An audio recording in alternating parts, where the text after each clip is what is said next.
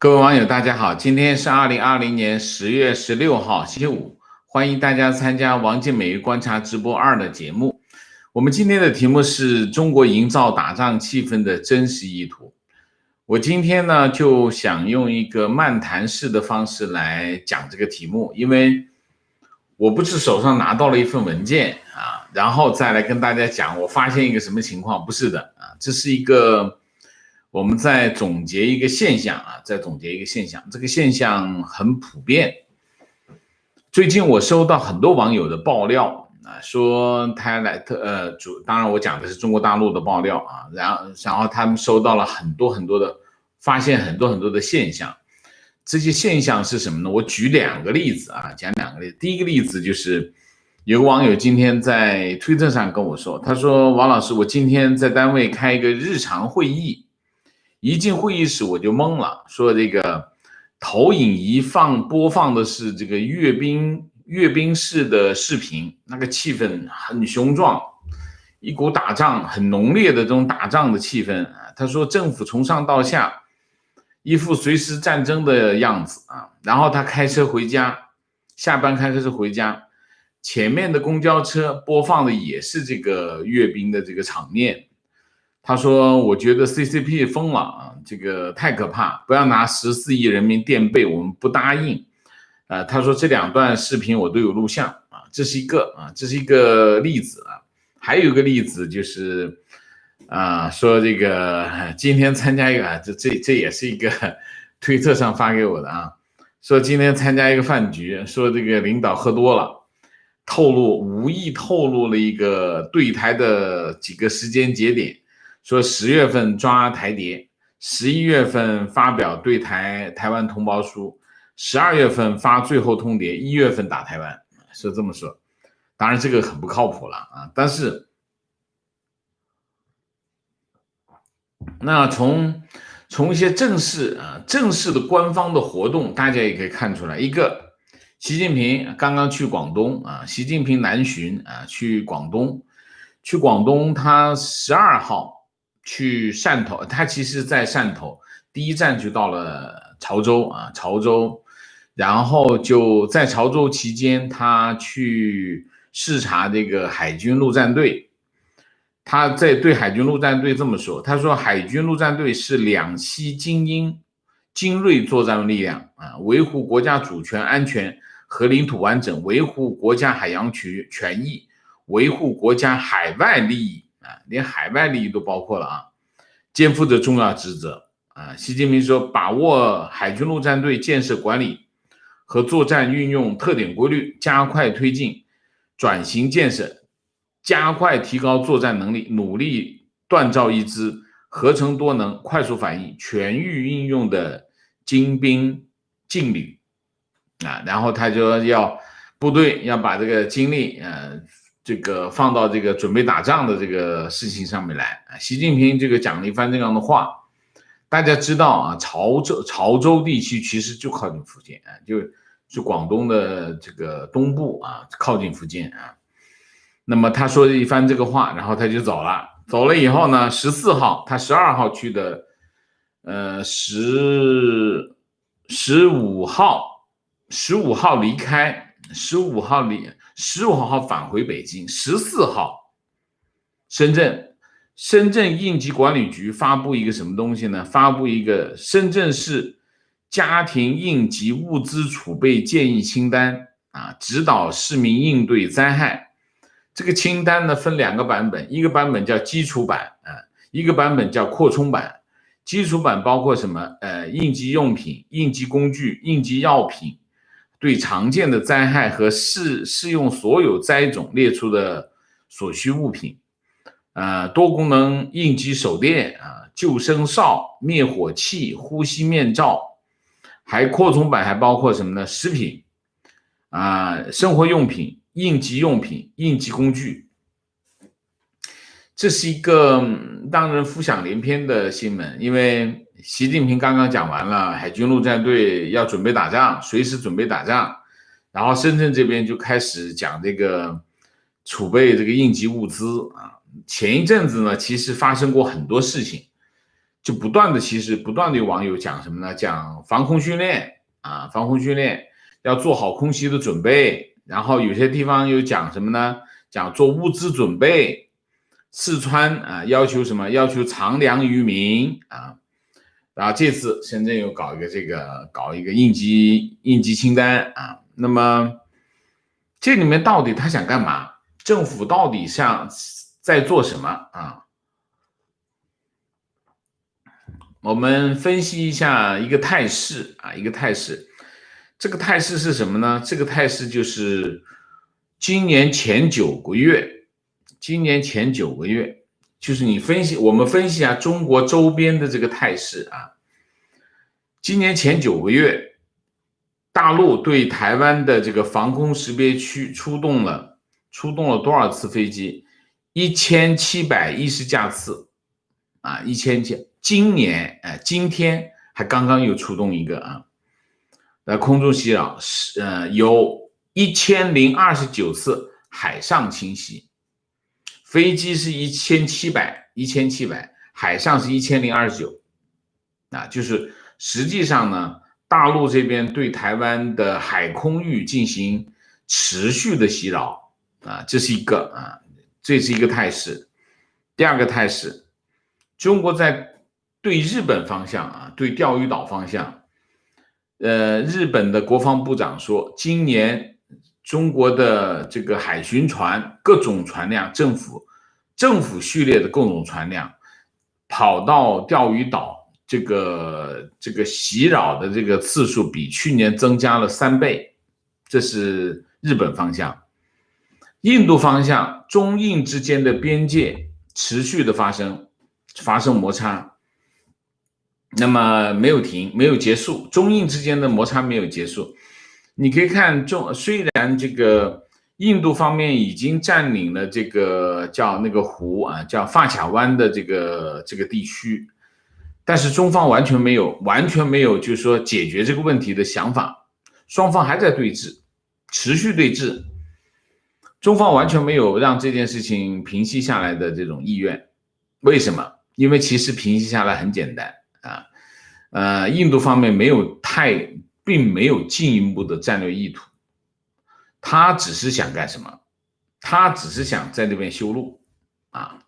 印度方面修路的原因是什么？因为它是一个这样的地形啊，就是说印度跟西藏的关系是个什么样的关系？是个这样的关系啊，这个地势差非常的高，到印度这边已经基本上变成一个低海拔的地区，它可以进行建设，但是在西藏那边基本上都在山上啊，所以在这个问题它两者的需求不一样。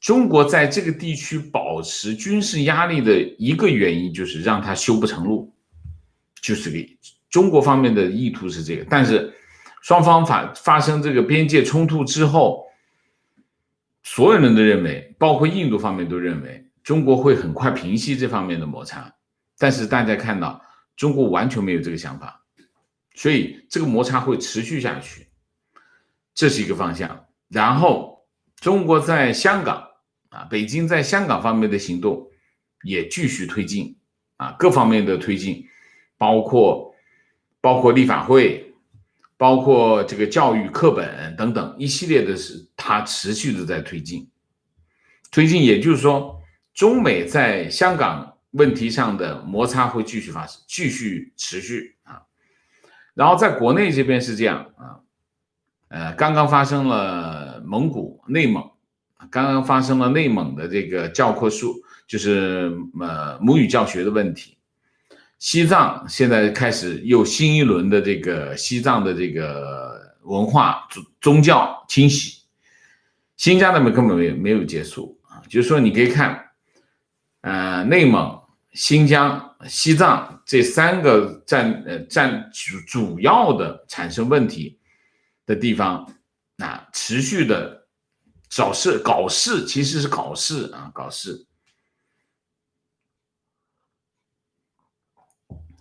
为什么这样？大家想一下这里面你看，在这几个中国的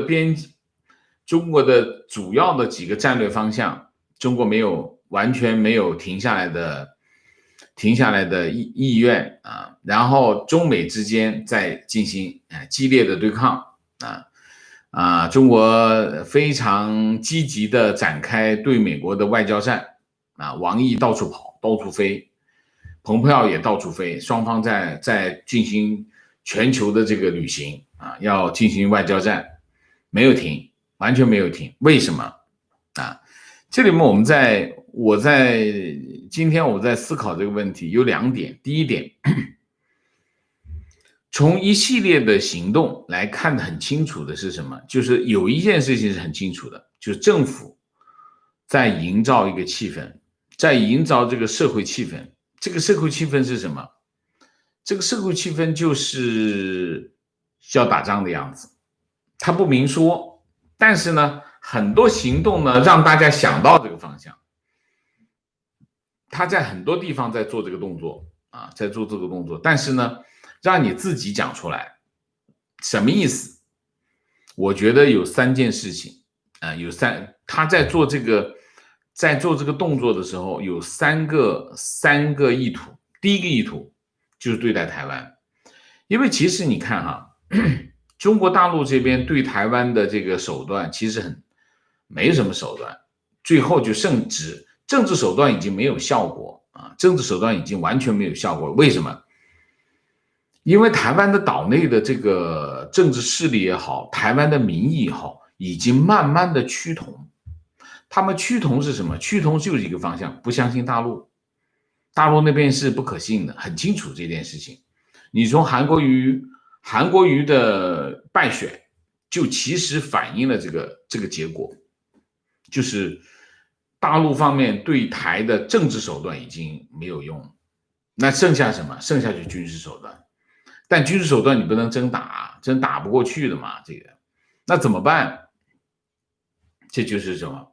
文攻武下文攻武吓文攻武吓。文攻武吓的方面，就是刚才我讲了，今年以来1700次1700架次的这个空中袭扰，1029次的海上袭扰，去进行全方位的这个军事压力，另外同时制造国内制造这个打仗气氛。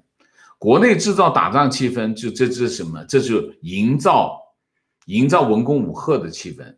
这个文攻武吓的气氛其实是演给台湾人看的，叫一做戏做全套。中共在这个方面是很强的中共在做戏做全套的问题上，那真的是非常的强。所以我认为第一个战略意图就是演给台湾人看，就告诉你我真要打不是你不要抱有幻想我是真打。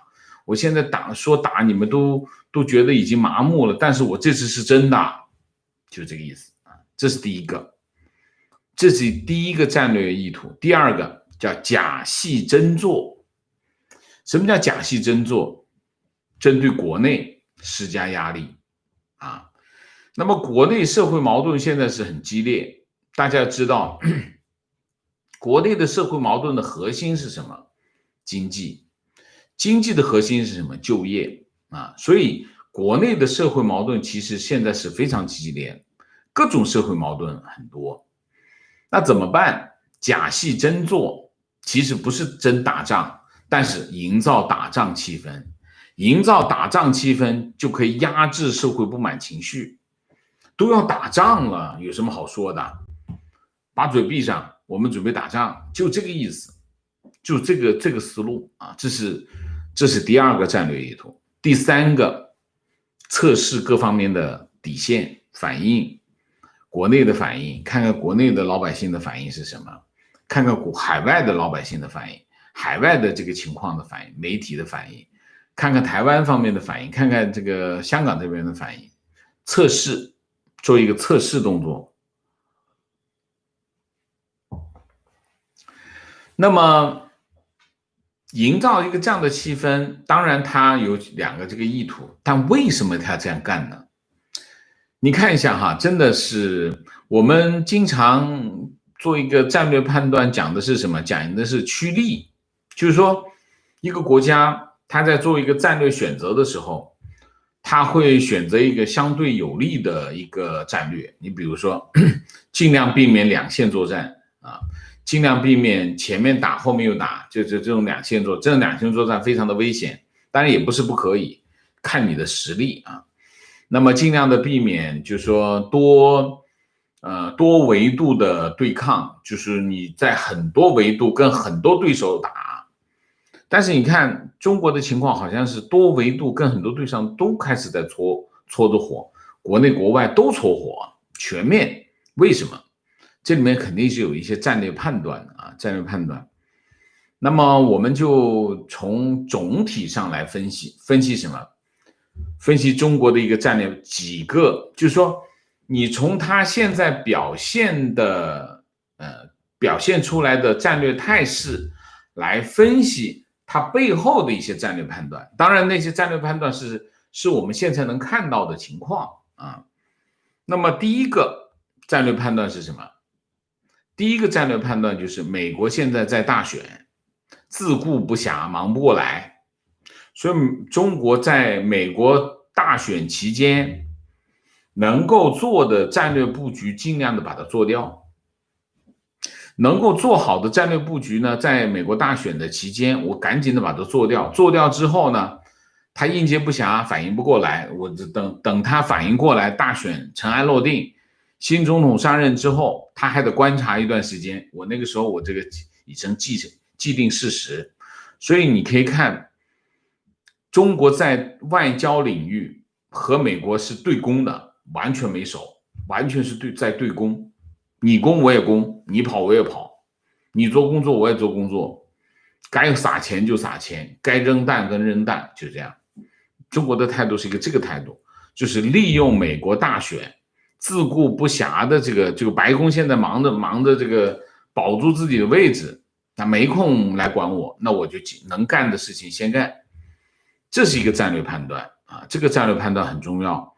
这个战略判断就反映在什么呢？反映在中国的外交领域完全没有服软，完全没有就是因为整个的态势不利，所以往后退，没有，仍然是进攻。你看最近这个中国驻加拿大那大使的那个话讲的多狠，那完全一点都不怯啊！所以中国的对外的战略仍然是进攻态势，这是第一条，就是仍然保持攻势啊，仍然保持攻势。虽然美国给中国施加巨大的压力，但是中国一点都没有退啊，这是第一条。第二条，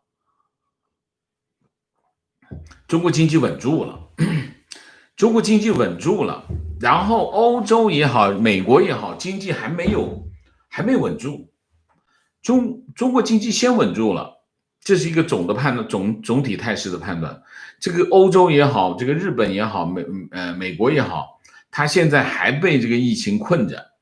那么中国利用它现在它所谓的制度优势啊，或者我们叫这个制度优势啊，我们叫这个低人权状态，就是一有案例，一有这个病例，直接封城。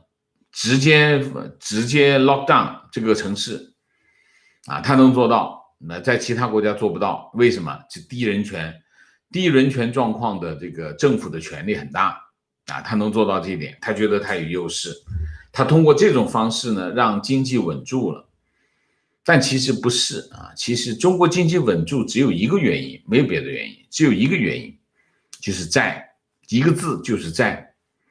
中国今年发了海量的债，多少债？我说给大家听一下啊。今年中国整体的发债规模13.38万亿，13.38万亿，比去年增加了48500亿，增加了多少？57%啊，这个非常大规模，就是中国大规模的举债。其实中国现在经济不好。中国经济不好导致什么后果？导致政府财政收入急剧下降，政府财政收入急剧下降，又反过来让经济更差，因为大政府嘛，大政府你资源都在政府手里，你政府财政收入一下降，那你就不支出了，你不支出的话，那经济不就更差吗？所以今年上半年的情况大体上是一个这样的情况，但是第三季度经济开始稳住稳住的原因是什么？债上去了，地方债已经发了多少？光地方债已经发了57000亿，然后它已经实施了将近70%，那也就是说地方政府已经花掉了将近4万亿，4万亿是什么概念？中央政府还没算呢，就地方政府已经花出去4万亿，4万亿就08年4万亿刺激经济的这个规模就是4万亿，但现在悄没声的在一个季度已经把钱花出去了，所以在这一块呢，经济稳住的原因就是政府撒钱，巨额的撒钱，这是一头。中央政府还没说啊，所以今年整个的债务规模已经达到了13.38万亿，那么中国经济就稳住了。他觉得他在这个方面有底气了。我已经出来了，你们还在坑里爬着呢，挺好。这个态势，他觉得，我有底气，我可以做一些事情，我不需要，我在整体的态势上我是赢的。这是第二个中国的战略判断，这是第二个战略判断，就是经济层面，中国已经出来了。西方国家还没出来，还在疫情那儿，还被疫情这个搞得焦头烂额的，这是第二个战略判断。第三个战略判断，西方国家在对待中国的问题上没有办法在短期之内形成统一战线，这是一个基本判断。你可以看到过去一段时间有很多的美国在很多的国际场合组织各种联合，但是并不顺利。你比如说四方对话，这个美国国务卿蓬佩奥曾经在这个四方对话之前quote 这个美国、日本、澳大利亚还有一个谁印度澳大利亚、印度4个国家 quote这个四方对话本来是说指望这四方对话真的有可能变成一个亚洲小北约的一个雏形，至少一个初级版本会出来，但是实际上并没有。所以其实你可以看美国在整合西方的这种政治力量的时候遇到了困难，这是一个方面。当然其中有一个原因是可以理解的，就是美国正在大选。那么川普总统毫无疑问他90%的精力在选举上，所以美国有多少的时间和精力放到这个上面去，那是有疑问的。虽然这件事情并不是川普在做，是在美国国务院在做，但是你别忘了拍板得川普拍板，你这个时候去找他总统我有一件什么事情，川普也没空理你，听简报也没有时间，所以这个问题那你不会在这个时候去打扰他。所以第三个问题就是第三个战略判断就是美国没有办法短时间之内整合西方的政治力量，统一的对抗中国。这3个总体战略判断让中国在现在这个阶段有底气呢，他就愿意在做这些。你看各个战略方向他都完全没有退，这是他的整体的想法。那么今天呢，其实还有几条新闻呢，我就不具体的，我就简单的报告一下。先说一下，我这个新闻肯定是要讲一下的，就是谁呢？就是白宫的这个白宫国家安全顾问奥布莱恩今天参加一个活动这个活动呢就是有个美国智库叫 Aspen Institute， 叫阿斯本研究所，他跟他研究所的一个研究员进行对谈啊。这个研究员也蛮有意思，是小布什时代的白宫的安全顾问，叫哈德利Stephen Hadley 啊。跟他进行安全对谈。那么为什么我要讲这个安全对谈？因为这里面有他要讲几个问题，因为安全顾问讲美国的国家安全政策嘛。上来这个哈德利就明确的问奥布莱恩，上来就问，如果解放军打台湾，美国是否准备和盟友协助台湾？奥布莱恩还是没有改变美国的战略模糊啊，他这么说，他说1950年，解放军登陆金门啊，还有就是823炮战，解放军都吃了败仗啊，尤其是金门登陆全军覆没啊。他说我们一向不评论美国的具体军事计划，包括在这种情况下，这种情况就是解放军攻台，我们将如何运动我们不说啊，我们通常不会讲，不评论美军的这个军事计划。但是我们工具箱里的有很多资源啊，一旦美军介入，那中国就要面临非常危险的处境。我还想提醒，届时全世界，特别是大部分的印太区域的国家都会群起抵制中国。中国胆敢对台湾采取这种行动，它将会陷入孤立，我们甚至会组成反中大联盟。这是奥布莱恩讲的，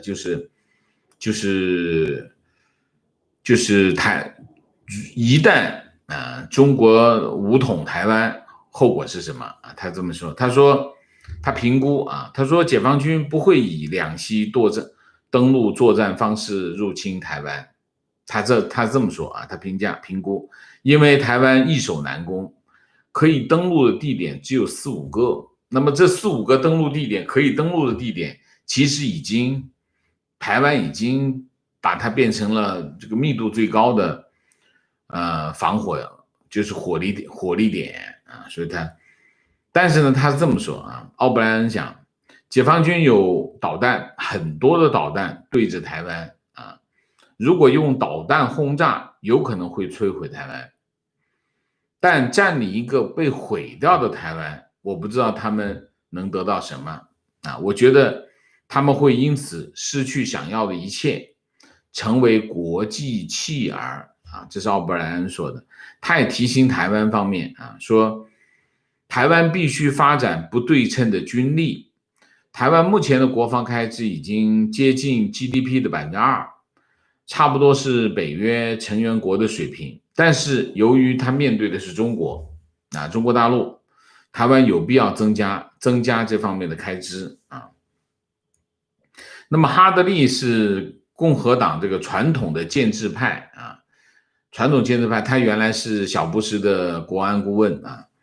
那么他对川普总统的对华政策是这么说的，他是这么评价，他说公平而论川普这一届政府让美国的决策圈精英和大众民意觉醒，正视中国给美国带来的挑战，并且采取行动反制中国的侵略行为，就是肯定。他还是对川普总统的这个叫什么对华政策还是相当肯定的啊。我为什么讲这个？其实就是在回答一个问题，就是说大陆营造这个打仗的气氛是真要打吗？我还是那句话，我不相信他会打。如果他有能力打的话，他早打了，不会等现在。越是造气氛，越不会真打。真打的话，就不会敲锣打鼓了啊。所以这是我的基本判断，我这基本判断基本上没有变过啊，没有变过。现在到目前为止，虽然我之前的节目讲过，台湾方面的态度发生变化啊，就是说台湾方面由于得到美国的支持，然后他在国际舞台上的这个能见度越来越高，他的自信心也增强，所以他原来退让的程度呢没有那么强了啊，就是说他有些地方他就不退了。那么双方的态势是我进你退的话，那就不会发生接触啊，不会出问题啊。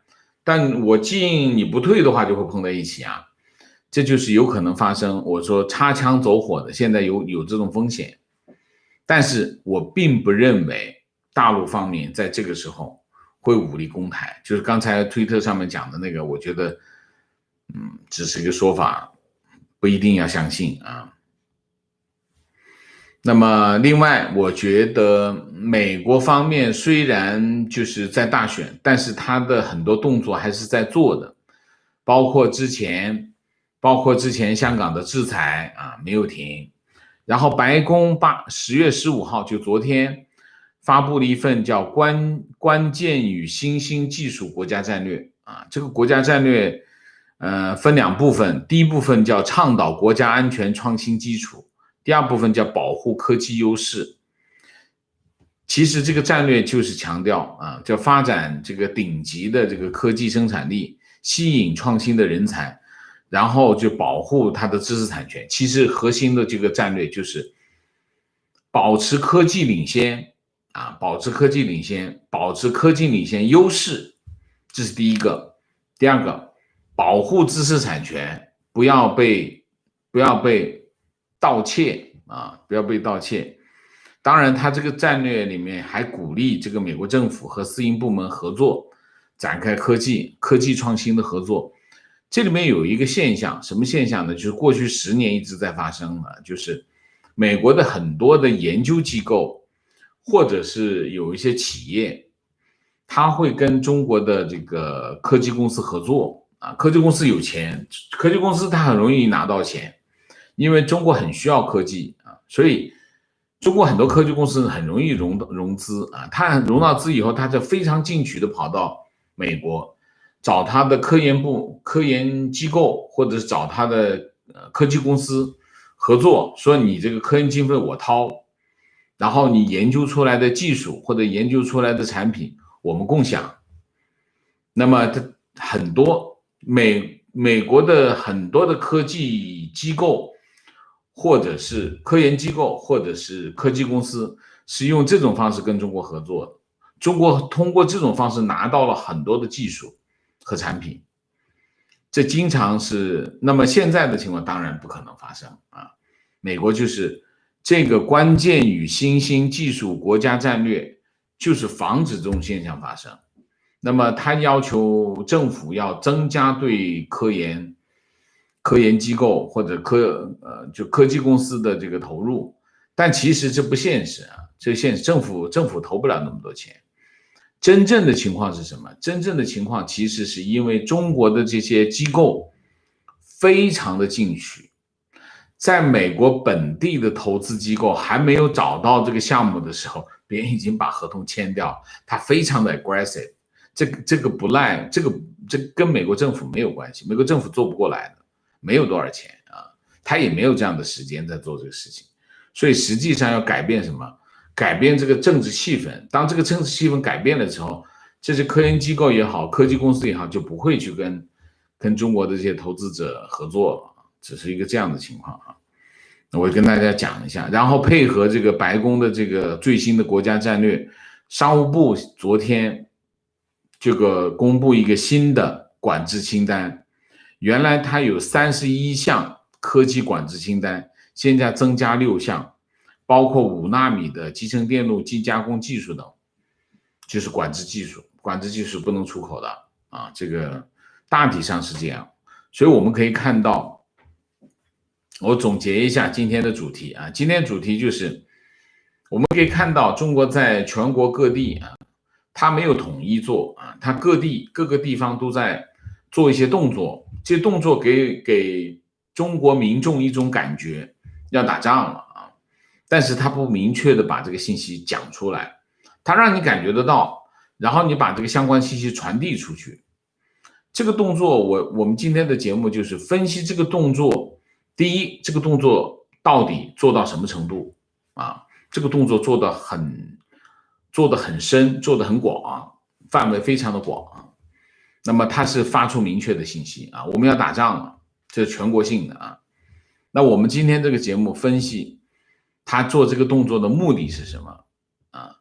这个动作反映出来他的战略判断是什么啊？战略判断主要是3个啊，那么它的影响就非常的大啊，那么它影响中国整体的对外的态势。好，我们今天的节目就讲到这里，我们下面进入互动。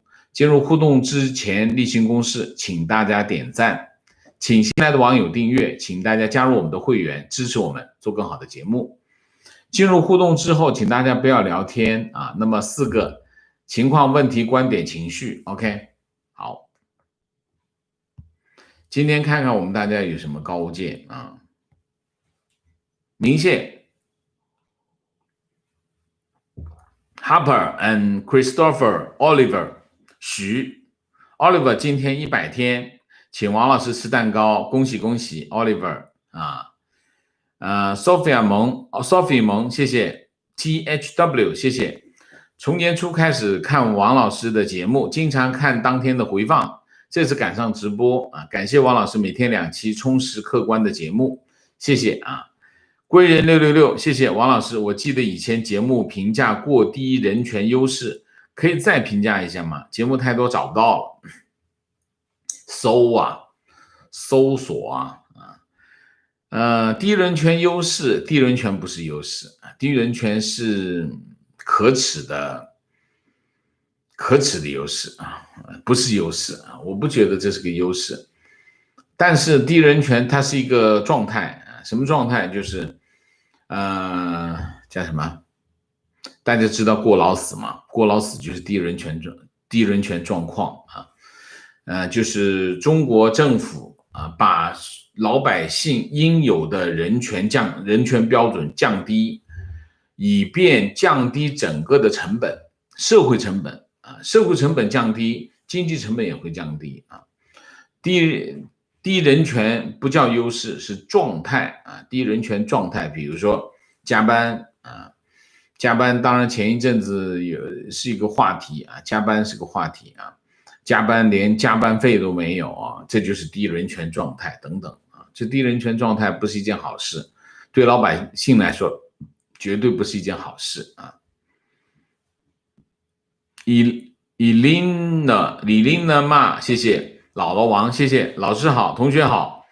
姥姥于昨天10月15号黄道吉日正式入住新家，1个多月来的住酒店的日子结束，一切顺利。好，恭喜姥姥王新居入伙啊！观点：一个国家要发动战争是有很多征兆的，至少要撤侨、撤资。土共绝对不是省油的灯，能打下台湾早就打了，还会等到现在。我们判断是一致的。观点：显然习当权这些年得罪了几乎所有的群体，唯一还能勉强拉拢的基本盘就是极左和民族主义者。所以既然这是唯一的一条路，上了这条路就只能继续加速。毕竟叛国是反对派集结各方力量拿掉一个人时最政治正确的，也最能在各个反对派之间找到最大公约数的口实了。所以想集权的人对付官僚集团内部反对力量的口实都是反腐败，对付民间反对力量的口实就是外部威胁。说得很好，只是有点拗口。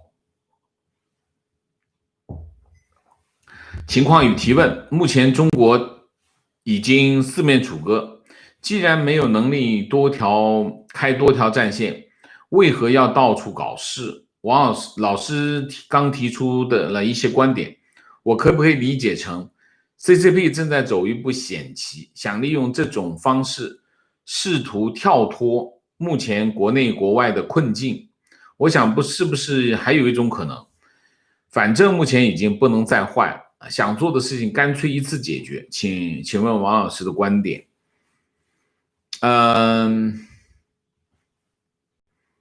第一，我今天的题目我们今天的主题其实就是讲中共他是怎么想的啊，我没有讲这个往下走的可能性是这样，因为往下走呢有很多可能性啊。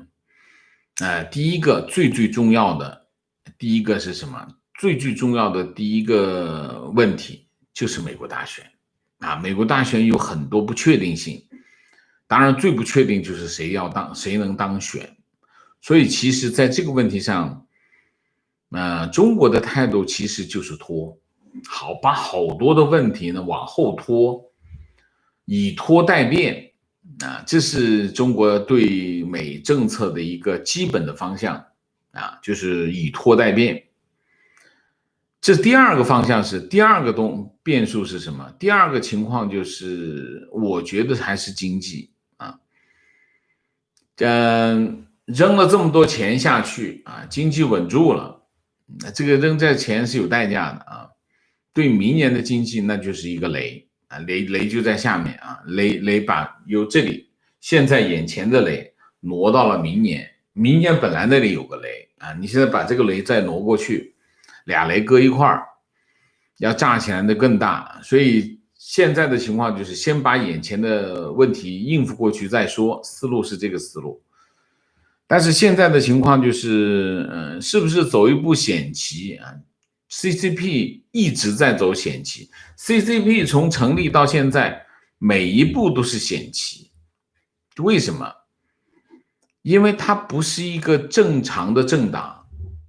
我们讲中共有三大法宝党的领导、统一战线、武装斗争。武装斗争就是暴力你想一下，一个这样的政党，暴力的政党，他他根本没有把人民的利益放在第一位，他所有的一切都是党的领导是什么？党的利益高于一切。就中共是一个这样的怪物，所以他做所有的决策所有的决策都是冒险。为什么？他只考虑一件事，什么事？他的政权、他的利益、他的地位。他从当然他建政之后就是政权他是他唯一的利益，所以他的所有的政策都是冒险，他没有不冒险。所以这是第一个。第二个，他跳脱目前的困境。你看我在这个节目当中分析就是我们在看中国的情况和中共他自己看中国的情况不一样。我分析中共的背后的战略判断，其实是分析他把现在这个情况合理化。他怎么合理化？他怎么自洽的？就是我刚才分析那3点，其实是只有这3个战略判断才能让他现在这些行为自洽，否则你无法解释他为什么要这么干。这么干是很愚蠢的。多维度的对外对抗有什么好处呢？一点好处。但是如果他觉得全世界还在疫情的坑里面，就我爬出来了，我挺好，你们都不行，那你就可以自洽的，这件问题就可以自洽了。所以现在的情况，他并不觉得他处于困境。中共就是习近平没有觉得中国现在处于一个困境，所以他才会所有的战略方向他都在搞事，这是他的基本战略判断所以这是他的想法。提问：中国这种伪造战争气氛的做法建立在谎言的基础上，而其他国家的逻辑上并没有默认这是谎言，因此他国看到中国这种备战氛围，基本判断是中国准备发动战争。这是否会使其他国家提高敌对意识，也进入备战状态，而进而擦枪走火？现在各国政府债务高企，战争或者准战争是一种可能性。债务高企怎么就准战争呢？债务高企就不能打仗。中国现在营造这种战争气氛，其实对内可以压制这个不满情绪，对外其实是一种施压状态它是对其他国家进行施压。因为其他国家在疫情嘛，经济还没走出来，而且债台高筑，所以大家应该不会期望去发生战争。你这又是高中地理的影响。一个国家，当你有经济状况不好、财政状况不好的时候，你不会去发动战争。为什么？没钱打这个仗，打仗是要花钱的，所以这个不会因为大家债务高企就引发战争或者准战争，它反而是反过来的，抑制发生战争。所以中国现在采取这种策略是一个这样的战略判断啊。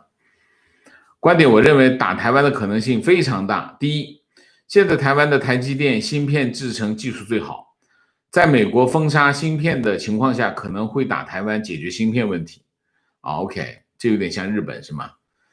打台湾战争是为了占领印尼，获得石油啊。第二，现在中国经济面临很多问题，可以用战争转移视线，又是用战争转移视线解决经济上遇到的问题，不对吧？战争会让这个经济问题更严峻啊，你想想是不是这个道理？战争是要花钱的，花很多的钱啊。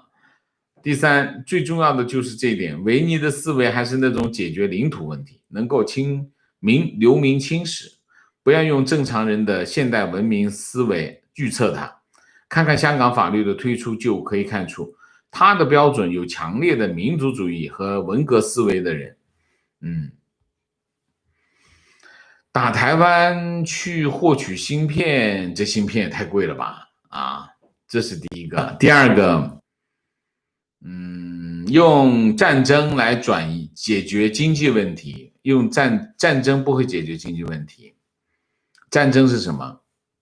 战争，你现在经济问题，我假设经济问题就是这个老房子着火了啊。战争是什么？战争是在火上面再泼一桶汽油，你说能解决经济问题吗？不是的，它只会加剧这个经济的恶化啊，因为战争是要花钱的。提问：中共没有过跟近期一样营造充分的战争氛围，但是最后没有打仗的历史。没有过，我没有碰到这样的情况，我没有碰到就是像最近这样子营造战争气氛，但是又没有打，我没有遇到这种情况啊。观点：中国战略战术层面是1000年以来的帝王术，已经很成熟了。帝王术知道朝代覆灭和人生命有限，所以不做长远规划，他们只想在自己的时间内做自己想做的事情。党派只想在还有政权的时候尽快完成想做的事情，给别人好处一扭脸就想赚回来。给别人好处一扭脸就赚回来，啥意思？我没看懂。观点：个人认为，如果外资仍然大规模进入中国，战争的概率非常低。看看国际上那些大基金的资金流向，就知道战争是个烟幕弹。中国现在有两个问题啊，第一个问题就是进入中国有两种资金，第一种资金叫外商直接投资，外商直接投资就是一个机构汇一笔钱到中国大陆盖一个厂子，盖一个工厂，或者成立一个公司在中国做生意，这叫直接投资。另外一个投资叫什么？叫资本市场，进入中国资本市场。资本市场，比如说通过 QFII 从香港跑到这个中国大陆的资本市场。资本市场主要是讲两个市场，一个是债券市场，一个叫股票市场。那么这两种投资方式那么第一种投资方式呢，它是不可能马上走的，这个流动性很低。你一个工厂盖好以后，你要把这个资金撤走，那要很长时间这是一块所以一般这个投资会很谨慎，就是我要投10亿美金去大陆建一个陶瓷厂，那我也很谨慎，我要把各种情况都搞清楚才会做这个动作。但是进入中国资本市场不一样，中国资本市场我跑到中国大陆买一笔债券握在手里觉得价格上去了，我把它卖掉，我就走了离开中国市场，我就跑到美国去了。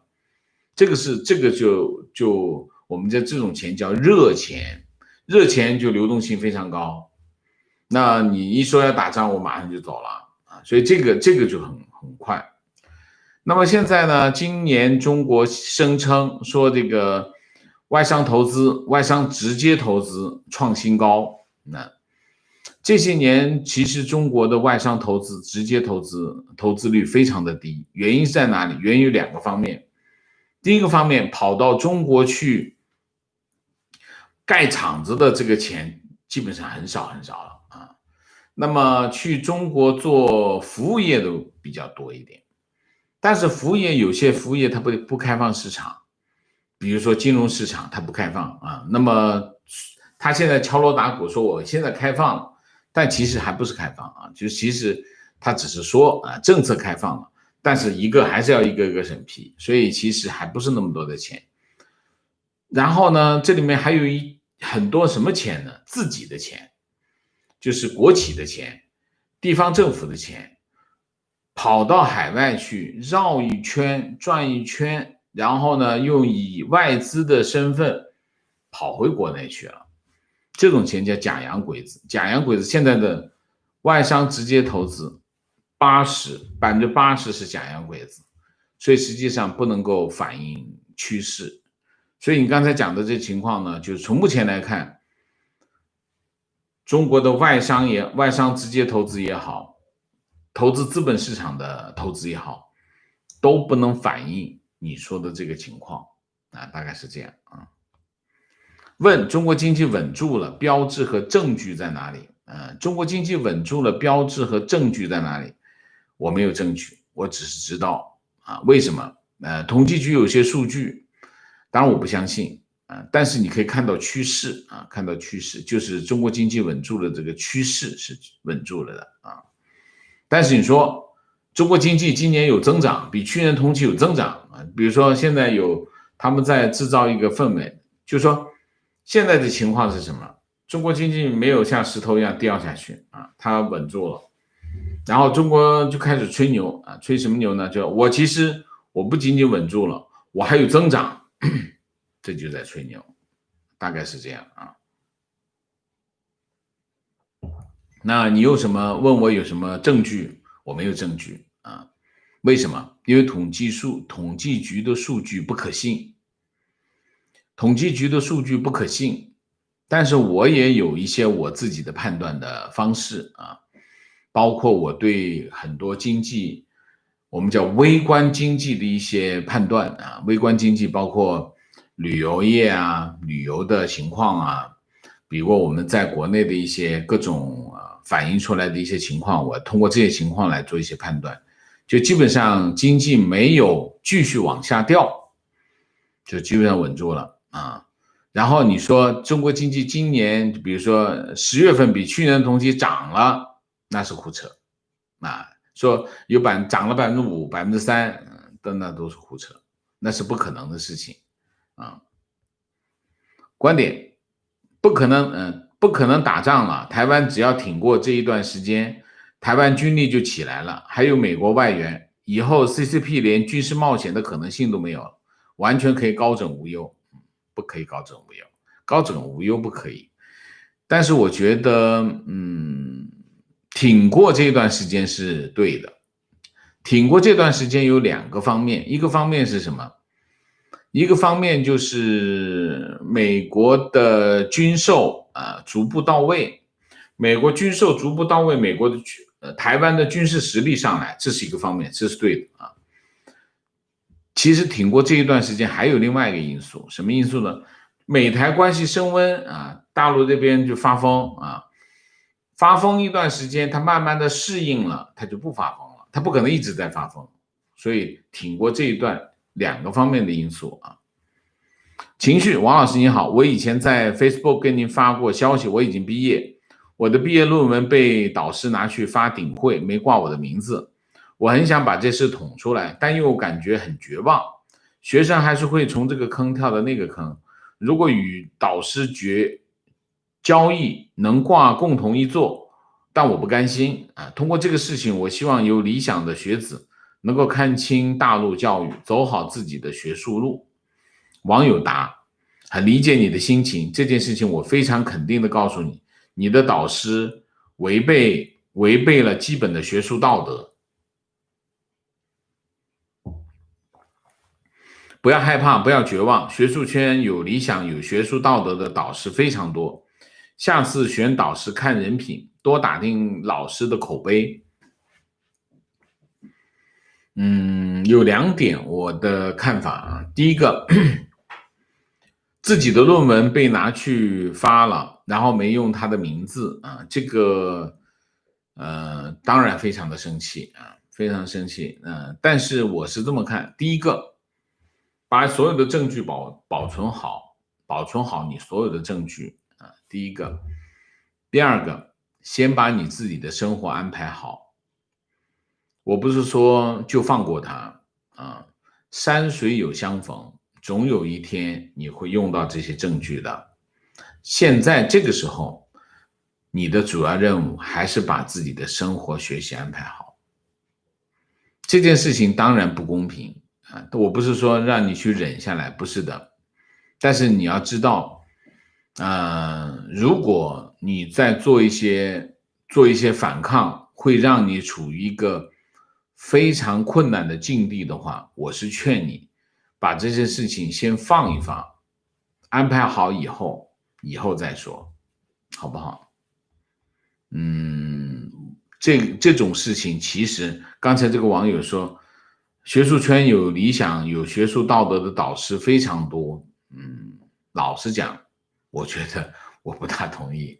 我觉得这个学术圈里面有理想、有学术道德导师就不太多啊。你碰到这个事情是大概率啊，因为不是我碰到，我听到过很多这样的案例啊，所以怎么说呢？先安排自己的生活和工作吧啊。观点一，我认为数字货币此时测试的一个主要因素是央行为了习的深圳之行献礼罢了，无非是表功或者是哄高层开心，自娱自乐而已。二，暂时预警等信号，也就是五中全会前提高党内凝聚力，中共自己打把式翻跟头，自己表演给自己看，不需要把中共的某些行为想得太有深意。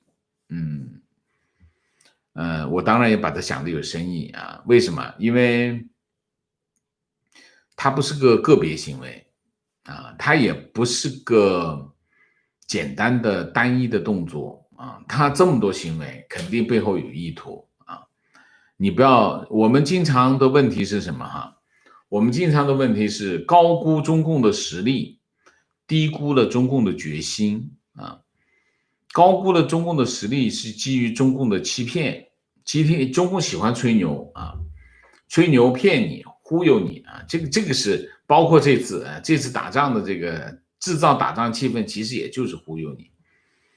所以我们经常是高估了对方的实力，低估了对方的决心是什么意思呢？就是他在用心方面，用心的这个方面比大家想的要深啊。那当然都不可能每件事情都有深意啊，但是他肯定有一些跟战略上有关系的这些动作，它是有深意的。那么这次打仗的这个营造打仗气氛，它肯定是有深意的，不会没有深意啊。我是这么看。至于说这个数字货币测试为习深圳之行献礼，也可能吧，但是习看不到啊。因为你要知道，献礼这个动作要有可观性啊，可观性能够展示啊。数字货币的测试无法展示啊，所以你有没有看到习近平去视察数字货币的这个动作？所以，也可以这么看，也不这么看也无所谓，这个不是很重要啊，我觉得这不是特别重要啊。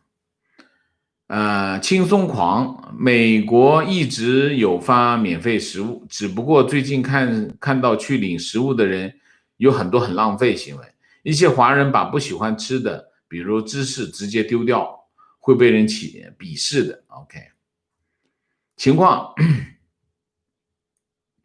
近日有退伍军人进京上访，与解放人员发生冲突，退伍军人用木棍反击，当场打死一名解放人员。看来造反这事儿还得靠退伍军人。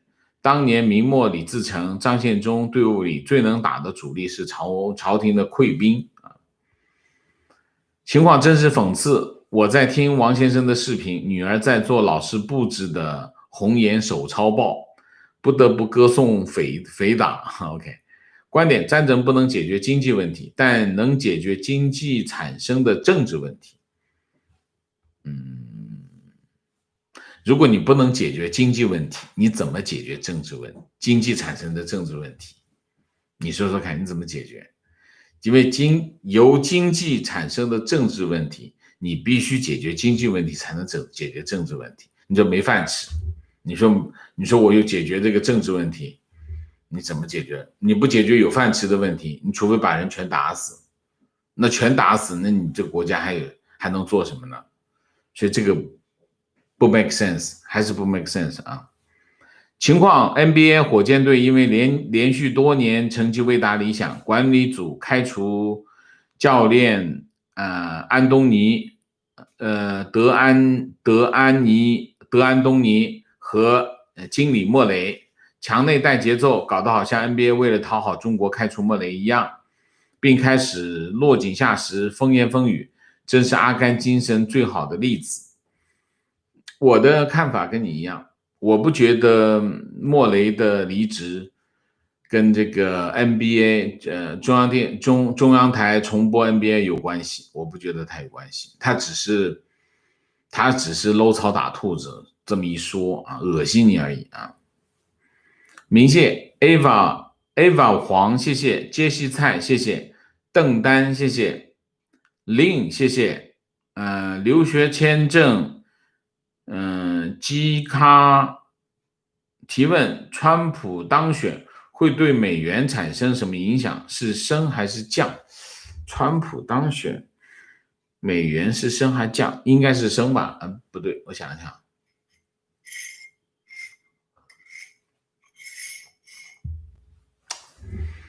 不好说。美元现在很弱啊，美元弱的原因是因为量化宽松。无限制的宽松啊，这个4月份的金融危机，那么4月份金融危机，美联储对市场无限制的供应美元，那么钱都出去了，那么现在美元在外面很多钱，美元一多，市场一多，那么当然汇率就下跌啊。那么川普上台之后，那川普上台很清楚，他是要做，他现在 hold 住了他的这个救助计划。那么如果他当选，他肯定要推出大规模的救助计划。那么大规模的救助计划其实还是要保持一个低利率，保持低利率，那么美元肯定在低位，理论上是应该是这样啊。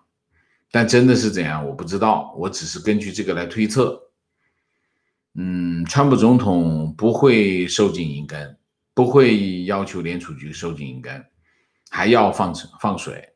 如果还放水的话，美元还是在低位，应该是这样，好吗 ？OK， 我们今天的节目就到这里，感谢大家的参与，我们下个节目再见。再见之前，请大家点赞，请新来的网友订阅，请大家加入我们的会员，支持我们做更好的节目，做更好的自己。谢谢大家，谢谢。